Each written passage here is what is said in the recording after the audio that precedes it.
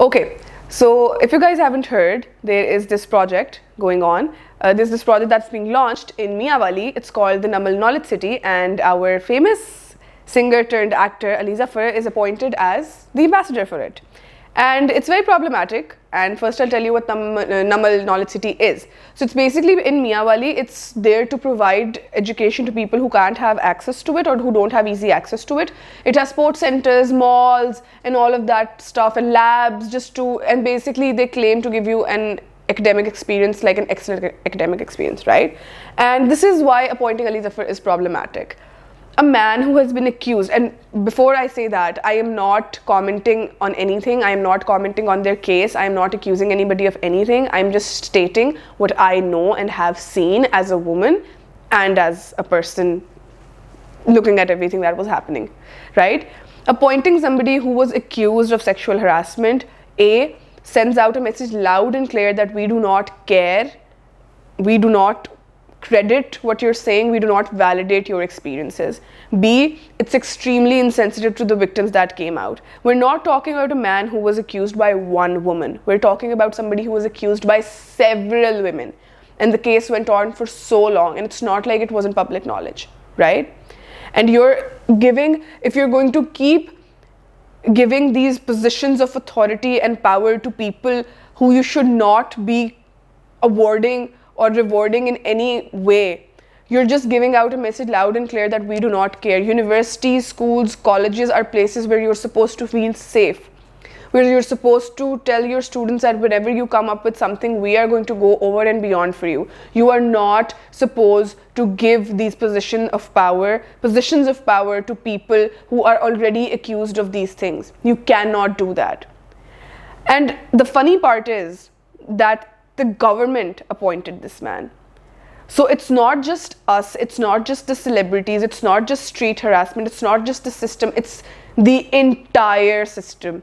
It's from the government to the cook at your house. It's from the CCPO to the driver at your house. It's anywhere you go. It's the man on the road. It's the man on your campus. It's the guard on the street. It's absolutely everybody. And how are these people motivated? They are motivated looking at all of these people who are still being rewarded, and there's no accountability. There is absolutely no accountability. You cannot do that as a university. It's just sad and it's problematic. And I do not know how the kids that are actually going to be there are going to have to bear with the fact that they are around harassers and abusers, even if they're anybody else. And that's just not okay, right? Coming to that, when you're an institution, you are supposed to teach your kids, starting from school, you're supposed to teach your kids about the good touch and the bad touch and everything that is there. If you're going to discredit the experiences that your students have at a very young age, they are never going to feel like their experiences are valid enough to be said out loud.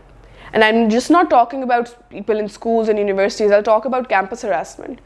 There are people who are going to, as a woman, I'm not going to lie, and I've talked about this with so many other girls, and so many other girls have said that this exists, that when you're walking by, you're going to feel somebody look at you.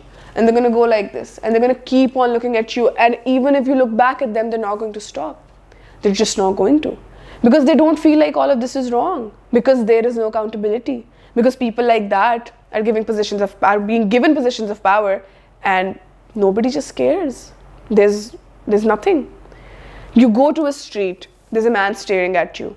Please, I need to get this out of my head. Please, boys, understand. If you're looking at somebody and that's making them uncomfortable, it is harassment. You do not have to touch somebody in order to be a harasser. If you're looking at somebody, if you're passing a slutty comment, if you're slut shaming anybody, if you're hurting anybody to the point where it's personal, that is harassing someone. You do not have the right to comment on anybody's privates. You do not have the right to look at anybody in an uncomfortable way. That is not okay.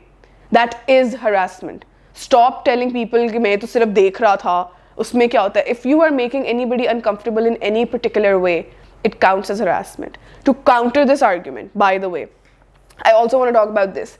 I understand there are a lot of women who use this as a excuse or as a reason to just bash people, I understand that's wrong, but please understand that that's a very little part of society. Please look at the bigger picture and understand how problematic that is, and call out the people around you so we can have a better, or at least try to have a safer environment.